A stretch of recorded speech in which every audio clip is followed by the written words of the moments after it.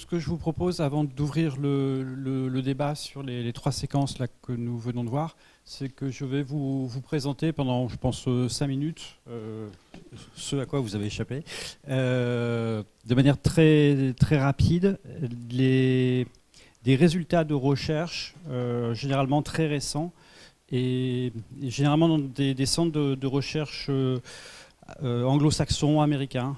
C'est un peu une particularité, moi ça me désole. En France, c'est assez balbutiant, c'est-à-dire il y a très peu de recherches universitaires sur des problématiques de communication de crise. La plupart des gens qui travaillent sur ce sujet-là, c'est vraiment aux États-Unis, en Angleterre, au Canada. Donc je vais assez vite. L'idée, c'est simplement vous présenter uniquement le résultat final. Et bien évidemment, je suis à votre disposition pour toutes les références et aller un peu plus loin, parce que là, les confrères me désesteraient parce que je caricature abusivement des positions. Alors, premier, la posture de la communication de crise, c'est juste peut-être une des questions les plus essentielles. Comment est-ce qu'on doit communiquer en période de crise? Donc, 20 années de crise aux États-Unis ont été analysées avec à chaque fois le type de stratégie. Typologie en une quinzaine de scénarios de réponses possibles à la crise. Et de loin, la première réponse qui arrive, c'est assumez, prenez vos responsabilités. Quel que soit le type de crise, quelle que soit l'ampleur de la crise, quel que soit votre secteur d'activité, quel que soit, etc., assumez. Et puis après, vous réglez vos comptes, etc. Mais c'est ce qui fonctionne le mieux. La mémoire des crises où les personnes ont assumé, pris leurs responsabilités, indique qu'on oublie plus facilement des crises, même très importantes, à partir du moment où l'entreprise s'est immédiatement portée sur la scène pour répondre et pas chercher des stratégies de bouc émissaire ou de minimisation ou autre chose. Deuxième, Timothy Conz et Sherry Oladé. Tarte à la crème actuelle, on devrait commencer tous nos discours en gestion de crise par on présente nos excuses aux familles des victimes et on est désolé, etc. Donc en fait ça a été testé, le message d'excuses en discours de crise, et en fait la réponse est non, du moins pas obligatoirement. L'important, la leçon à tenir, c'est se mettre dans la logique de l'interlocuteur, c'est-à-dire pas commencer à parler de soi et être dans une position un peu défensive, se mettre immédiatement dans la position de la personne qui va écouter notre message. Le contre-exemple que j'avais entendu mais il y a quelques temps, c'était un patron d'un supermarché à Nice. Le toit s'est effondré, il n'y avait pas une mort, mais il y a eu quelques blessés. Et sa première réponse dans une interview, c'est il a dit heureusement, nous étions bien assurés. Je me dis en gestion de crise, c'est pas terrible quand même. Quel est le rôle du leader? Alors là, c'est intéressant, et puis ça conforte un peu ce qu'a dit Christophe. C'est la perception que quelqu'un doit tenir la barre. Là aussi, voilà, tout paramètre confondu, c'est important d'avoir le sentiment d'un leadership important. Comparativement, l'affaire du 11 septembre avec Rodolphe Giuliani, le maire de New York, qui est présent, qui tient la barre, qui donne bien les bons commandements par rapport au patron de Fukushima, qui est complètement absent, qui s'est retiré de la scène. Une étude intéressante sur la relation entre le dispositif de communication de crise par rapport à l'existence d'une stratégie de communication dans l'organisation, pour montrer que les dispositifs de communication de crise les plus élaborés sont complètement liés à l'existence d'un plan de communication. Donc c'est-à-dire qu'il n'y a pas de bonne communication de crise indépendamment d'une bonne vision de la communication. Les entreprises qui croient à la communication ont plus de chances de bien s'en sortir le jour où elles sont en période de crise. C'est dans un domaine un peu particulier. Une entreprise qui a connu une crise perd toute crédibilité pour la RSE selon les internautes. Donc on est vraiment là un peu sur une niche. Donc sensibilité plus forte du milieu des internautes sur le thème de la RSE encore plus fort, c'est-à-dire voilà, quel que soit le type de crise, peut-être j'aurais dû le préciser, mais je ne crois plus tous vos discours liés à la RSE à partir du moment où vous avez connu une situation de crise, dixit les gens sur le web. Là aussi, et c'est un peu en complément de la première recherche sur l'importance de assumer en situation de crise, déterminant du succès, en dehors même du type de stratégie, c'est la forme de la réponse. Voilà, c'est immédiatement, réactivité consistant actif, ce qui sous-entend le fait que on ne doit pas attendre que tout soit complètement validé, vérifié, etc. Parce que là, on sait que c'est de plus en plus difficile, voire complètement impossible.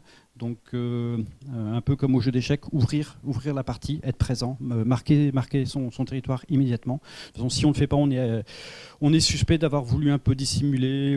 Voilà, c'est jamais très clair. Donc, importance de cette question-là, sur laquelle je pense que tous les communicants de crise sont d'accord, consistant à un minimum de contenu et pas seulement dans la posture, et puis occuper le terrain. Et puis chose importante, là aussi c'était un peu tacite dans toutes les interventions professionnelles que j'ai pu entendre, c'est qu'en dehors du travail sur l'image, le travail sur la relation, le mot partie prenante est vraiment venu à de nombreuses reprises, ça fait partie des choses qui sont essentielles. On n'est pas juste, quand on regardait les premiers manuels de gestion de crise dans les relations médiatiques, la gestion de l'image, on est vraiment là, voilà, prouvé, entretenir des relations positives avec nos publics. Et puis je termine avec deux études, là aussi vous voyez super récentes, il y a une semaine, là, pour une. L'importance de pouvoir visualiser les émotions du porte-parole. Et de manière la plus sincère, évidemment la plus sincère possible, mais la vision d'une sincérité apparente de la personne qui prend la parole impacte beaucoup la crédibilité du message qui va venir par la suite. Et puis là, c'est plus une étude un peu questionnaire sur les crises de 2012-2013 qui montre, voilà, 70% des responsables de communication déclarent avoir connu au moins une crise. Alors après, c'est intéressant d'aller voir qu'est-ce qu'ils entendent par crise, parce que là aussi, je pense que vous êtes beaucoup à dire, mais des crises on connaît, tous les jours on vit des crises. Voilà, moi je suis plutôt partisan de dire non, pas tous les jours. Parce que sinon le jour où la vraie crise va arriver, exemple du tunnel sous Mont Blanc, bah, vous ne serez pas dans le même cadre, dans la même catégorie de pensée. Donc voilà, c'est aussi essayer de bien discerner ce qu'on appelle la crise. Et puis chose aussi importante, donc étude récente, les médias traditionnels et la communication directe sont les deux outils les plus utilisés. Ça veut dire, alors je mets aucun jugement de valeur, c'est-à-dire je dis pas que c'est bien ou que c'est pas bien, mais ça veut dire que dans la perception des responsables actuels de communication de crise en Europe, le web, les réseaux sociaux ne figurent pas encore.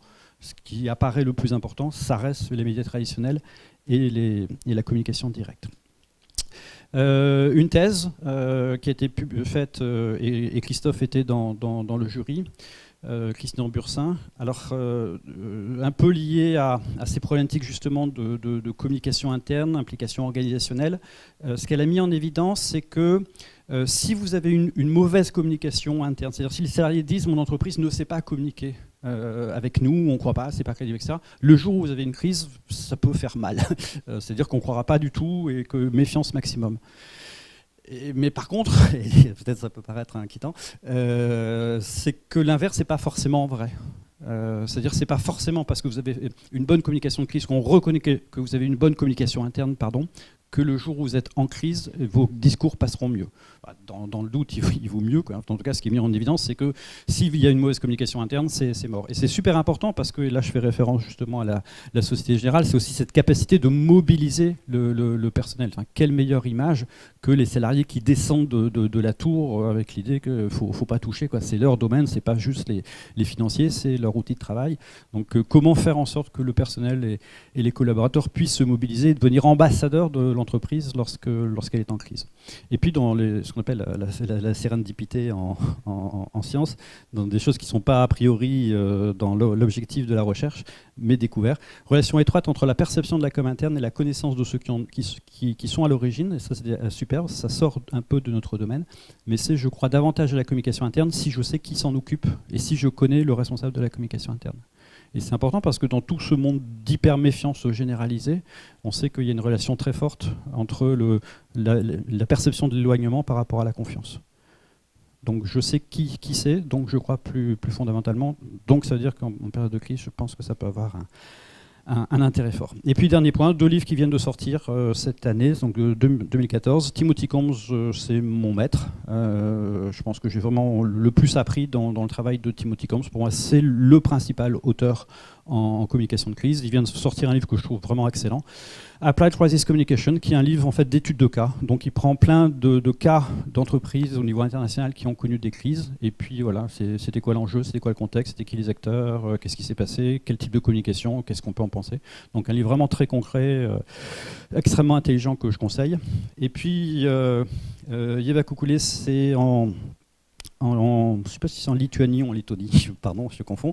C'est un travail universitaire donc sur les communications internes de crise. Et c'est super parce qu'on n'avait pas discuté avec Christophe, mais c'est exactement ce type de travail sur les perceptions que tu as un peu mis en évidence. Donc on est en situation de crise et elle demande à deux catégories, enfin les salariés et puis le management, leur vision de la crise. Alors, on s'aperçoit, elle s'en doutait, c'était un peu dans ses hypothèses de recherche, que les deux visions sont... Bon, enfin, il y a un décalage, disons une dizaine de points. Et puis elle demande, et d'après vous, l'autre, c'est-à-dire elle demande aux salariés et les patrons, qu'est-ce qu'ils en pensent, et aux patrons, les patrons, qu'est-ce que vous pensez que les collaborateurs pensent. Et là, on voit qu'il y a un décalage qui commence bien à s'amplifier. Et le truc le plus exceptionnel, c'est la première fois que je voyais ça de manière un peu rigoureuse, c'était la troisième question à laquelle moi je n'aurais pas pensé, qui est et que croyez-vous que eux ont répondu sur vous? C'est-à-dire que pensez-vous que les patrons ont répondu sur leur vision qu'avaient les salariés? Et là, le gouffre, il est juste considérable. C'est-à-dire cette idée qu'on est sur des représentations qui parfois peuvent être complètement fausses. Et que justement, quand on doit essayer de fédérer du personnel pour propager une vision de la crise et puis avoir cette équipe un peu soudée dans ces moments-là, voilà, c'est vraiment, en tout cas là pour le coup, un peu prouvé et mis en évidence. Voilà, je voulais juste vous présenter ça parce que voilà, on n'a pas pu les faire venir des États-Unis ou de Lituanie, mais il y a des travaux intéressants, donc ça me semblait intéressant de vous les présenter.